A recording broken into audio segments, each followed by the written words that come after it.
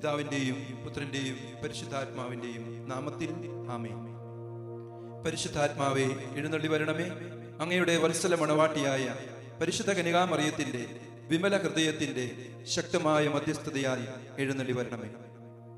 ഈശോയിൽ സ്നേഹം നിറഞ്ഞ സഹോദരി സഹോദരന്മാരെ, ഒക്ടോബർ മാസത്തിൻ്റെ 11-ാം തീയതി ഈ ദിവസം നമ്മൾ ധ്യാനിക്കുന്നത് പ്രകാശത്തിൻ്റെ രഹസ്യങ്ങളിലെ ആദ്യത്തെ രഹസ്യമായ ഈശോയുടെ ജോർദാനിലെ മാമോദീസയാണ്. പ്രിയമുള്ളവരെ, ദൈവമായ അവിടുന്ന് എന്തിനു വേണ്ടിയിട്ടാണ് ജോർദാൻ നദിയിൽ ഒരു പാപിയെ പോലെ മാമോദീസ സ്വീകരിച്ചത്? നമ്മൾ ആഴത്തിൽ ധ്യാനിക്കുമ്പോൾ മനസ്സിലാവും, ഈശോയ്ക്കൊരു മാമോദീസായുടെ ആവശ്യമുണ്ടായിരുന്നില്ല. നമ്മൾ തിരിച്ചറിയണം, അവിടുന്ന് മാമോദീസ സ്വീകരിച്ചതിലൂടെ ഈ ലോകത്തിലുള്ള ജലം മുഴുവനെയും അവിടുന്ന് വിശുദ്ധീകരിക്കുകയായിരുന്നു.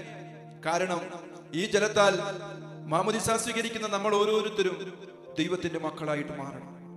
മാമോദീസായിൽ നമുക്ക് നൽകപ്പെടുന്ന ദൈവിക ഛായ, നമുക്ക് നൽകപ്പെടുന്ന പരിശുദ്ധാത്മാവിന്റെ അഭിഷേകം, ഓരോ ക്രിസ്ത്യാനിയുടെയും ജീവിതം അടിസ്ഥാനമിട്ടിരിക്കുന്നത് മാമോദീസായിലൂടെ. മാമോദീസായിലൂടെ നമ്മൾ പ്രത്യേകമായി വേർതിരിക്കപ്പെട്ട് ദൈവത്തിന്റെ മക്കളായിട്ട് മാറുകയാണ്. അതുവരെ ദൈവത്തിന്റെ വെറും സൃഷ്ടിയായിരുന്ന നമ്മൾ ദൈവത്തിന്റെ മക്കളായിട്ട് മാറി ഒരു പ്രത്യേകമായിട്ടുള്ള ആ ദൈവിക പദ്ധതിക്ക് വേണ്ടി, നിയോഗത്തിന് വേണ്ടി മാറ്റി നിർത്തപ്പെടുകയാണ്.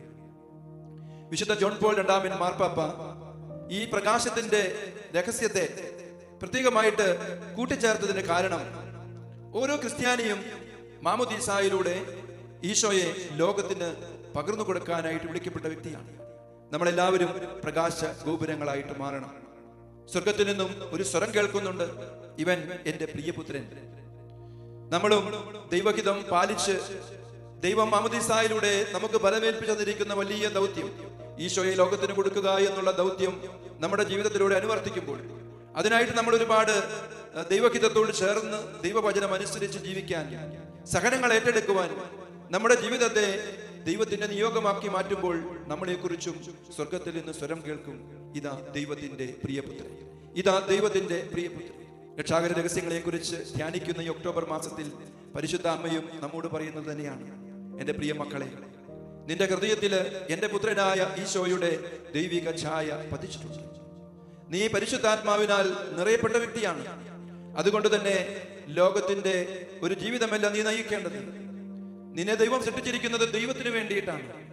ദൈവത്തെ സ്നേഹിക്കാൻ, ആ ദൈവത്തിന്റെ തിരുഹിതം പൂർത്തിയാക്കുവാൻ, ആ ദൈവത്തിലേക്ക് ഓരോരുത്തരെയും അടുപ്പിക്കുവാൻ. പ്രകാശത്തിന്റെ ഈ ദിവരഹസ്യത്തെ കുറിച്ച് ധ്യാനിക്കുമ്പോൾ നമ്മുടെ മാമോദീസായുടെ ആ വലിയ ഔന്നത്യത്തെ കുറിച്ച് നമ്മൾ ഓരോ ദിവസവും ചിന്തിക്കണം. പ്രിയമുള്ളവരെ, വലിയ ആത്മീയ ശക്തി ലഭിക്കപ്പെട്ടവരാണ് നമ്മൾ. പരിശുദ്ധാത്മാവോട് നിറഞ്ഞവരാണ് നമ്മൾ. ദൈവത്തെ അറിയാത്ത മനുഷ്യരെ പോലെ അതുകൊണ്ട് നമ്മൾ ജീവിക്കാൻ പാടില്ല എന്ന് ഈ ദിവരഹസ്യത്തെ കുറിച്ച് ധ്യാനിക്കുമ്പോൾ കർത്താവ് നമ്മെ ഓർമ്മിപ്പിക്കുന്നു. പരിശുദ്ധ അമ്മ നമുക്ക് പ്രത്യേകമായിട്ട് ഒരു മുന്നറിയിപ്പ് നൽകുകയാണ്.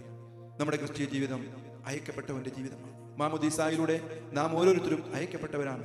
ഈശോയെ ലോകത്തിന് കൊടുക്കാൻ, അവിടുത്തെ പ്രകാശം ഇന്ന് അന്ധകാരമയമായിരിക്കുന്ന ലോകത്തില് പ്രകാശം വീശുന്നവരായിട്ട് മാറുവാൻ, നിരാശയിലും ദുഃഖത്തിലും അതുപോലെ തന്നെ ലോകത്തിന്റെ മായങ്ങളിലും അന്ധകാരത്തിലും കഴിയുന്ന മനുഷ്യർക്ക് നമ്മുടെ ജീവിതം പ്രകാശമായിട്ട് മാറണം.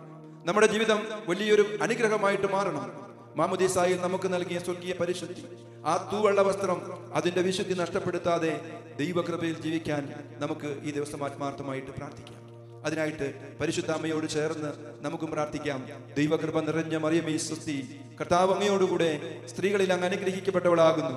അങ്ങയുടെ ഉദരത്തിൻ ഫലമായ ഈശോ അനുഗ്രഹിക്കപ്പെട്ടവനാകുന്നു. പരിശുദ്ധ മറിയമേ, തമ്പുരാന്റെ അമ്മേ, പാപികളായ ഞങ്ങൾക്ക് വേണ്ടി ഇപ്പോഴും ഞങ്ങളുടെ മരണസമയത്തും തമ്പുരാനോട് അപേക്ഷിച്ചു കൊള്ളണമേ. ആമേൻ.